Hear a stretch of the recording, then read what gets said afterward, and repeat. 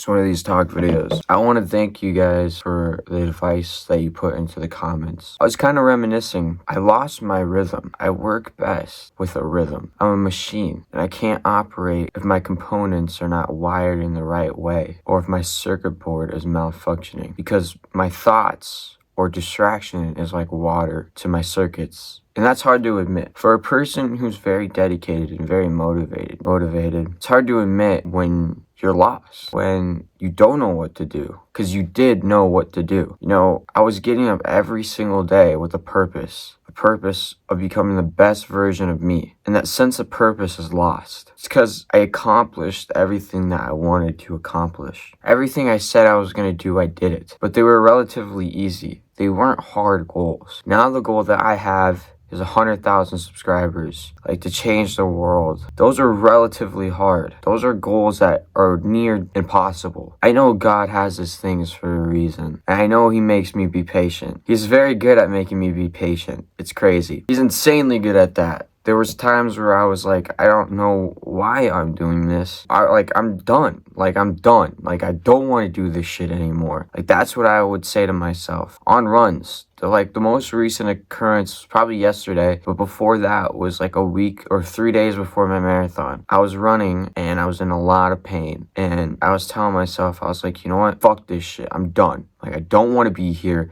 I'm done with this. And I was like mid-run, I got like 2 miles in, not even like a mile and a half. I was like, after this run, I'm done running. I'm done doing YouTube. I'm done with everything. You know, I ended up running another 3 miles at like a 7:20 pace, which is really good for me, because I end up switching that mindset of giving up to giving in, to keep going. And the only way you can really do that is through loneliness. You have to embrace it. You have to be alone. If you want true focus on a goal, there can't be anything else in sight than the goal. There can't be distractions. Some people are like, you don't have to be lonely. You have to be alone. You're gonna be alone. There's no ifs and what's about it. So when you start adding people to your life, that's when you start adding more distractions. If you're absent from everyone, you're absent from every distraction.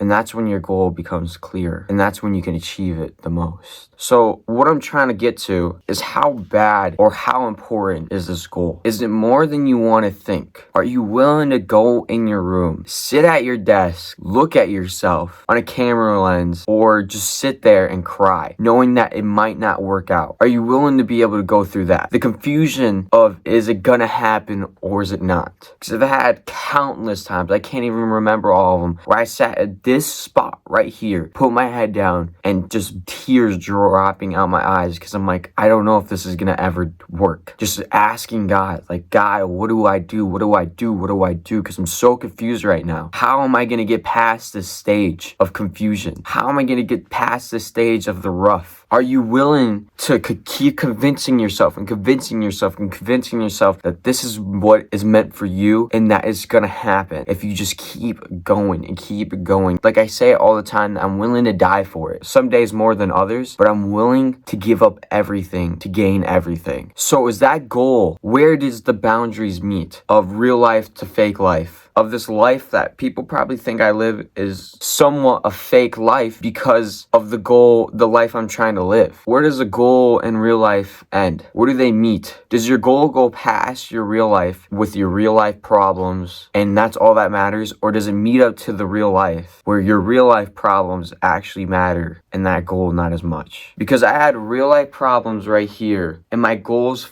all the way over here. Real life problems, school, homework, job. I was editing videos at my job. This is what mattered the most. This right here, I didn't give a fuck about, dude. I didn't care. Still to this day, I'm a really good people person, and I can talk to anybody as long as it's about YouTube or running. I can't talk about anything else. That's the only thing I can talk about, because that's what I'm best at. And I can repeat it every day, because when I talk to a new person about their life decisions and where they want to be, I can see a spark, a flame. I can see something that needs to be enlightened, and the right words can change a person's life. So that lighter of words could spark that flame to change the world. So I can repeat because the change in the world is different, and the change in the person is different. So choose your words wisely, choose where your goals end and start, and choose how bad you want it. Because there's a question I ask myself every day is, how bad do you want it? Do you want it more than you want to think? Do you want it more than you want to breathe? Do you want it more than you want anything else in the fucking world? Or do you just want to be regular? Do you just want to work that 9 to 5? Or are you meant for greatness? Are you meant to change the world? Are you meant to do everything that you said you were going to do? Ask yourself.